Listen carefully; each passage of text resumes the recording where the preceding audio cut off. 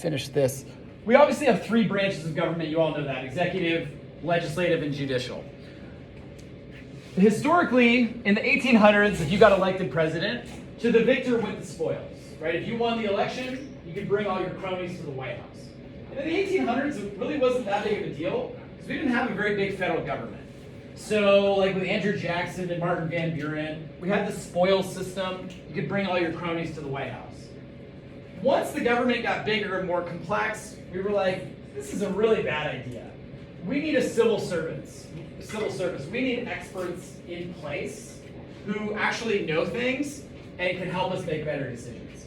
So when you get elected president, or let's just say me, when I become president, because I'm older and can run in a couple of years, when I get elected president, I get to choose a cabinet. I get Secretary of Defense, Secretary of State, and then I can appoint the director of the NIH, the National Institute of Health. So Francis Collins was Fauci's boss.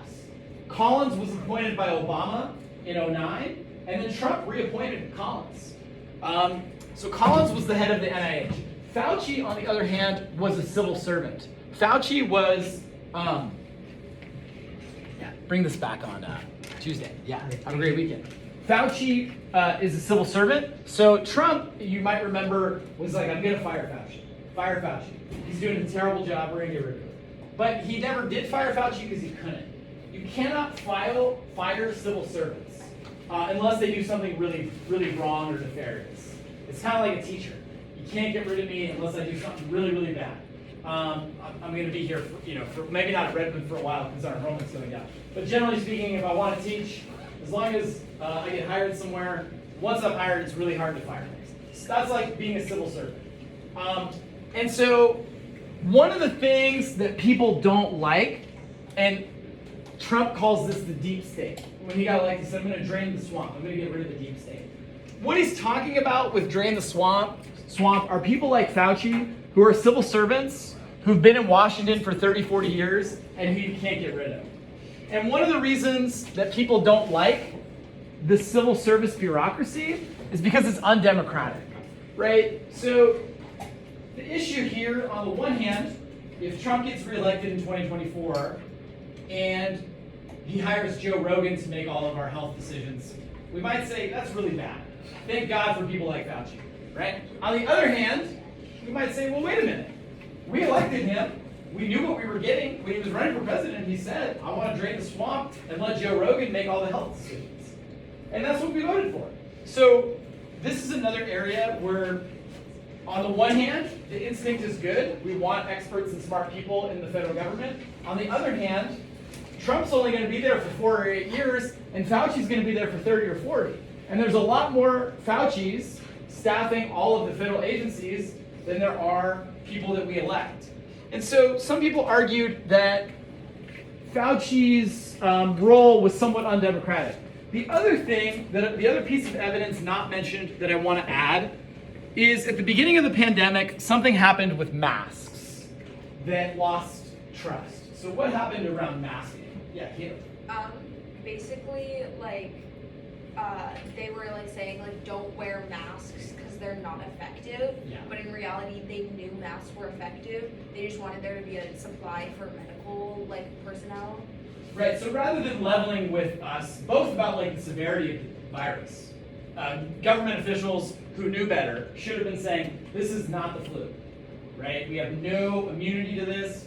It's going to be worse than the flu. We know that by looking at China, Italy. We know it by looking at the cruise ships. The data is obvious. This thing's more deadly.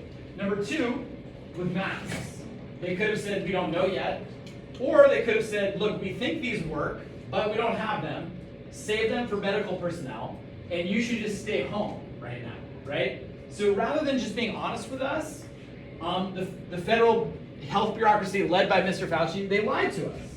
So because Fauci lied once about masks does not necessarily mean he's lying here. But it's clear in this article that he's obfuscating. He's not pushing for a real investigation. And the fact that he lied elsewhere makes us have to question this. Now, again, the point of this article is I don't want you to go home and tell your parents, Mr. Reynolds today told us that the coronavirus was made in a lab and we should fire Fauci. That's not the goal of the lesson. If that's what you took from it, that was not my goal. The point is this: when we are making arguments, when you're writing your op-eds, which you're going to start researching next week, the first thing is these are the different types of evidence I want you to use: polling data, interviews, statistics, statistics from research, etc. Secondly, you can argue whatever you want within reason. I wouldn't be very happy if you argued that COVID was a bioweapon. I don't know if I would approve that. But within reason, I want you to argue something that matters to you and is relevant to you. And so that's why I would do something, like if I was doing this, I would do something about teaching in school, because I have observational data, anecdotal data. I can interview you guys. I can give you guys a poll. And so it's going to be much easier to write. If I do something that I don't really care about or something abstract, it's going to be much harder for me to write. So with affirmative action and now with COVID, I'm trying to give you things to think about that are relevant to your life in some way. In COVID, I know you all probably are just like, I don't want to ever talk about COVID again. On the other hand, you lived through it. You're still living through it. It is affecting your life. It has affected your life. It may be something to think about. So that's the purpose of today's lesson. I'm not here to try to brainwash you. I personally don't know how COVID started. I don't necessarily care that much where COVID started. I do have some problems with Fauci, no doubt about that. Some of the things he's done I don't like, but that's beside the point. By and large, I'm sure he had a great career and did a great job. He's also over 80 years old and maybe shouldn't have had as much power as he did. So over the weekend, be thinking about what you might want to start to research, because next week we're going to begin that process.